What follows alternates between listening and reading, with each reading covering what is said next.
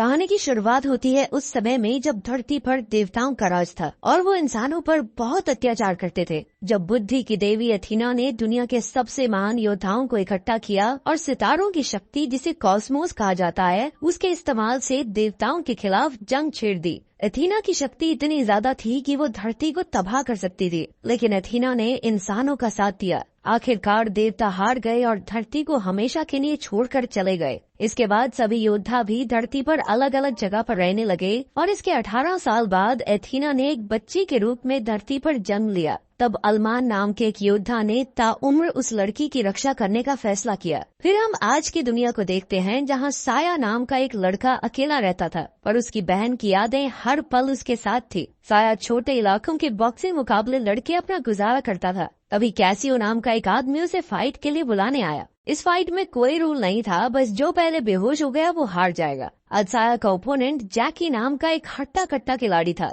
उसने बड़े जोश में साया पर हमला करना शुरू कर दिया और साया हर बार उसके वार से बच निकलता। साया उसके हमलों का जवाब नहीं दे रहा था, जिससे कैसियो को बहुत गुस्सा आ गया और उसने रिंग में घुसकर जैकी को बेहोश कर दिया और फिर खुद साया से लड़ने लगा। उसने साया को बहुत बुरी तरह पीटा, जिससे वो बेहोश होने ही वाला था कि अचानक उसे अपनी बहन का चेहरा याद आ गया और उसके शरीर से सितारों की शक्ति यानी कॉस्मोस निकलने लगी। उस पल साया के अंदर मानो पूरे ब्रह्मांड की शक्ति आ गई हो। वो कैसियो को एक ही लात में चित करके वहाँ से बाहर आ गया। जैसे ही वो बाहर निकला तो योद्धा अलमान उसका इंतजार कर रहा था। अलमान ने उसे कहा कि फाइट के दौरान उसे जो शक्तियाँ मिली इसकी खबर गरुड़ तक पहुँच गई होगी और वो अपनी फौज के साथ जल्द ही उसे लेने आ जाएगी। असल में गरुड़ अलमान की पत्नी थी, जो धरती पर मौजूद कॉस्मोस शक्ति वाले योद्धाओं को इकट्ठा करना चाहती थी। अब अलमान ने साया को अपने साथ चलने को कहा, पर तभी वहाँ गरुड़ के आदमी आ गए। अलमान और साया वहाँ से भागे और अलमान के साथ ही माइलॉक ने गार्ड के आदमियों पर हमला कर दिया,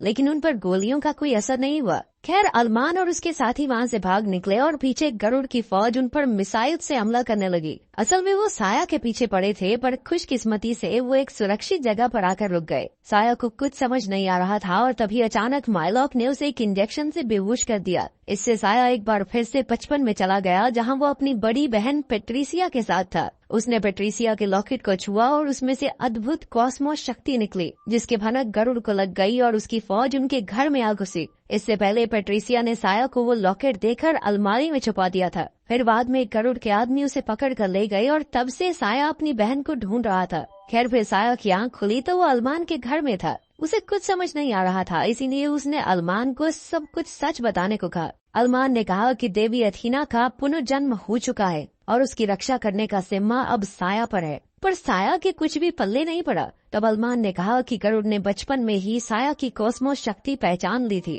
और उसकी बहन ने खुद गरुड़ के साथ जाकर साया की जान बचाई। अभी वहाँ सायाना नाम की एक लड़की आई, जो असल में देवी अथीना का पुनर्जन्म थी। अलमान ने बताया कि गरुड़ सायाना को मारकर उसकी शक्तियाँ छीनना चाहती है, मगर साया को उनकी किसी बात पर विश्वास नहीं था। खैर, बाद में खाना खाते हुए अचानक चारों ओर अंधेरा हो गया और सायाना के शरीर से कॉस्मोस की जबरदस्त शक्ति निकलने लगी। तभी अलमान ने वहाँ आकर साया को सायाना से दूर किया, क्योंकि एक देवी की शक्तियाँ अगर बेकाबू हो गई तो आसपास का सब कुछ तबाह हो सकता है। तब ये भी खुलासा होता है कि कैसियो असल में गरुड़ का ही आदमी था और उसने ही गरुड़ को बताया था कि साया के अंदर कॉस्मोस शक्तियाँ हैं। उधर सायाना और साया बातें कर रहे थे तो सायाना ने उसे बताया कि बचपन में अलमान और गरुड़ ने उसकी जान बचाई थी। अलमान ने उसे पिता की तरह पाला पोसा, पर गरुड़ को लगता था कि सायाना के अंदर अथीना की शक्तियाँ हैं जो पूरी धरती को तबाह कर सकती हैं। इसीलिए उसने अलमान को धोखा दिया और अपनी फौज बनाकर सायाना को मारने की कोशिश में जुट गई। खैर, फिर सायाना ने कहा कि जब तक उसकी सारी शक्तियाँ जाग नहीं जाती और वो पूरी तरह देवी अथीना का रूप नहीं ले लेती, तब तक साया को उसकी रक्षा करनी होगी।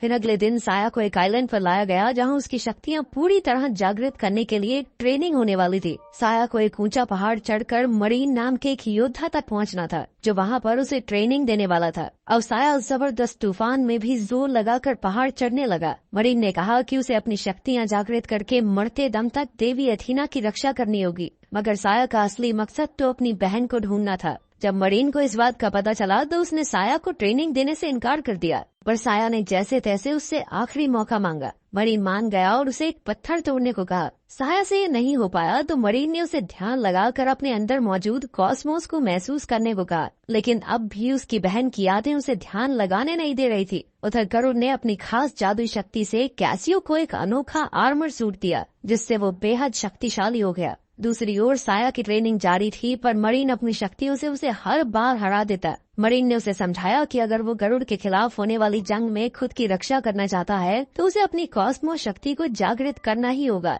उधर सायाना ने सपना देखा कि उसने एथीना बनकर पूरी धरती का सर्वनाश कर दिया, पर फिर अरमान ने उसे शांत किया। दूसरी ओर साया अब भी मरीन से हार रहा था, क्योंकि वो पेट्रिसिया की यादों से बाहर ही नहीं आ पा रहा था। फिर रात को उसने देखा कि पेट्रिसिया ने कहा था कि वो हमेशा उसकी रक्षा करेगी। तब साया को एहसास हुआ कि ऐसी यादों में जीकर गुजारा नहीं होगा, इसीलिए उसे हिम्मत जुटाकर भविष्य के लिए तैयार होने की जरूरत है। अगले दिन से उसकी ट्रेनिंग बेहतर होने लगी और जैसे जैसे समय बीता वो और ताकतवर होता गया। आखिरकार एक दिन वो मरीन पर हमला करके पत्थर तोड़ने में कामयाब रहा। उधर गरुड़ के अड्डे पर उसके आदमी नीरो ने अरमान के एक आदमी को बंदी बना रखा था। नीरो ने उससे अरमान का पता पूछा, पर जब उसने मुंह नहीं खोला तो नीरो ने उस पर इतने अत्याचार किए कि वो सब कुछ बताने पर मजबूर हो गया। इधर आइलैंड पर साया ने पूरा ध्यान एकाग्र करके अपने अंदर मौजूद कॉस्मोस शक्तियों को जागृत कर लिया, जिसके सहारे उसने एक बड़ी चट्टान को भी चकनाचूर कर दिया। तभी अचानक उसका लॉकेट एक बक्से में बदल गया और फिर उसके शरीर पर एक जबरदस्त रक्षा कवच आ गया। उसी पल उसके सर में बहुत तेज दर्द हुआ और उसने देखा कि जब गरुड़ पेट्रिसिया को बंदी बनाकर ले जा रही थी उस वक्त अरमान भी वहाँ मौजूद था।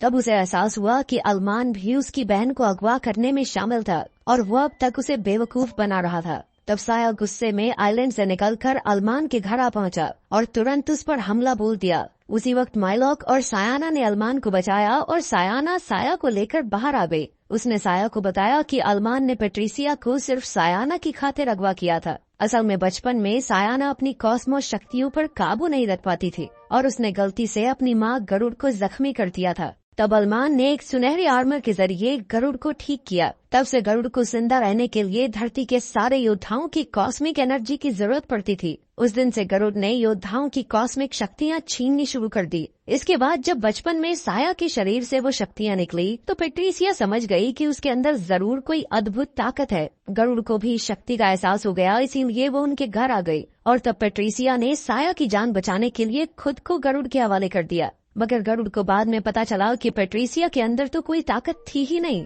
इसके बाद पेट्रिसिया भी कभी लौटकर साया से मिलने नहीं आई, क्योंकि गरुड़ की फौज की नजर हमेशा उस पर रहती थी। अगर वो साया से मिलती तो उसकी जान खतरे में पड़ सकती थी। फिर सायाना ने कहा कि गरुड़ को लगता है कि सायाना बड़ी होकर देवी एथीना बनकर धरती का सर्वनाश कर देगी, पर अरमान ने हमेशा सायाना की गरुड़ से रक्षा की। अब सायाना को डर था कि जब वो देवी एथीना का रूप लेगी तो वो खुद पर काबू न रख पाई तो क्या होगा। इसीलिए उसने साया से वादा करने को कहा कि चाहे मुझे मारना पड़े पर तुम धरती को जरूर बचाओगे। तभी अचानक साया और सायाना ने देखा कि गरुड़ की स्पेसशिप अरमान के घर की ओर बढ़ रही थी। वो तुरंत अरमान के घर की ओर दौड़े। उधर माइलॉक ने अरमान को बताया कि गरुड़ उस पर हमला करने आ रही है, इसीलिए उसे जल्द से जल्द यहाँ से निकलना होगा। तभी एक जबरदस्त धमाका हुआ और गरुड़ की फौज अरमान के घर में आ घुसी। माइलॉक ने उसकी स्पेसशिप तबाह करने की कोशिश की, पर गरुड़ के आदमी उस पर भारी पड़ गए। फिर गरुड़ अरमान से मिली और उससे सायाना के बारे में पूछने लगी। अरमान ने उसे विश्वास दिलाने की कोशिश की कि सायाना कभी धरती का सर्वनाश नहीं करेगी। वहीं दूसरी ओर जैसे ही साया और सायाना वहां पहुंचे तो गरुड़ की फौज से उनकी टक्कर हो गई।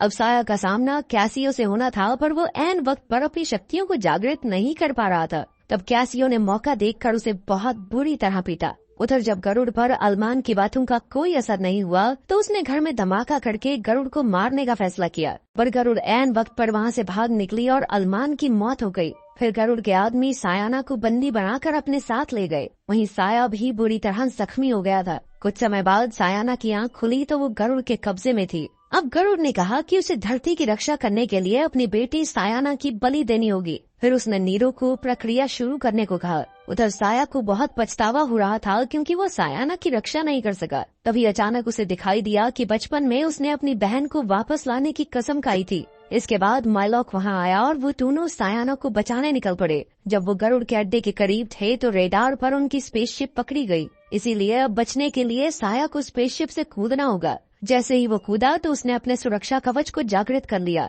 जिससे वो सही सलामत नीचे पहुंच गया। फिर उसने गरुड़ के सभी फौजियों की हड्डी पसली एक कर दी और अंत में कैसियो भी उसके हाथों मारा गया। उधर सायाना का अंत नजदीक था और उसी पल गरुड़ को एहसास हुआ कि वो गलत थी। उसने नीरो को प्रक्रिया बंद करने को कहा, पर नीरो नहीं माना। तभी उसने फीनिक्स योद्धा का रूप ले लिया। गरुड़ ने उसका मुकाबला करने की कोशिश की, पर वो एक पल भी नहीं टिक सकी। वो गरुड़ का काम तमाम करने ही वाला था कि साया वहां पहुंचा और दोनों योद्धाओं के बीच जबरदस्त युद्ध शुरू हो गया। उसके हमले इतने खतरनाक थे कि आसपास की बिल्डिंग्स तक तबाह होने लगी। उधर गरुड़ ने जैसे तैसे सभी मशीन्स बंद करके सायाना की जान बचाने की कोशिश की, मगर उसी पल चारों ओर तेज रोशनी का प्रकाश हुआ और सायाना के शरीर ने देवी अथीना का रूप ले लिया। फीनिक्स योद्धा ने उस पर वार करने की कोशिश की, पर अथीना ने उसे हवा में उड़ा दिया। अथीना की शक्तियाँ इतनी ज्यादा थी कि सायाना अपने आप पर काबू नहीं कर पाई और जल्द ही उसके आसपास की दुनिया नष्ट होने लगी। उसकी बढ़ती शक्तियों से धरती सर्वनाश की ओर बढ़ रही थी कि तभी साया को अपना वादा याद आया और उसने सायाना से कहा कि तुम्हें अपनी शक्तियों पर काबू करना होगा,